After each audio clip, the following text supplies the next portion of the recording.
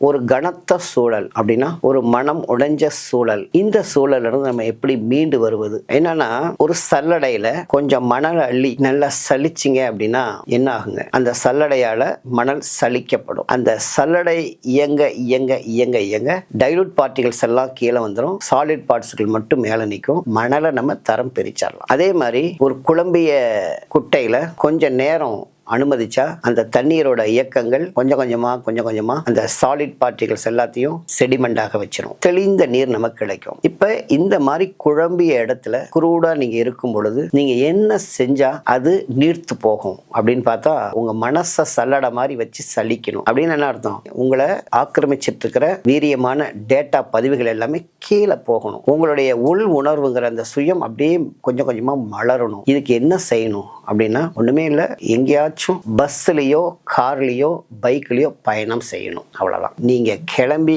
போயிட்டீங்க அப்படின்னா நீங்கள் சலிக்கப்படுவீர்கள். நீங்க சலிக்கப்படுவதுங்கிறது வேற ஒண்ணும் இல்லை, உங்க மனம் சலிக்கப்படும். நீங்க பார்க்கிற புது சூழல் எல்லாம் உள்ள வந்து ஏற்கனவே இருக்கிற கடினமான டேட்டாக்களை சலிச்சு அப்படியே டவுனு கொண்டு வருவாங்க. இது 1 மணி நேரம் 2 மணி நேரம் பயணத்துல மிகப்பெரிய ஒரு பலனை கொடுக்கும். பயன்படுத்துங்கள், வெற்றி பெறுங்கள் என்று கூறிக்கொண்டு விடைபெறுகிறேன். நன்றி.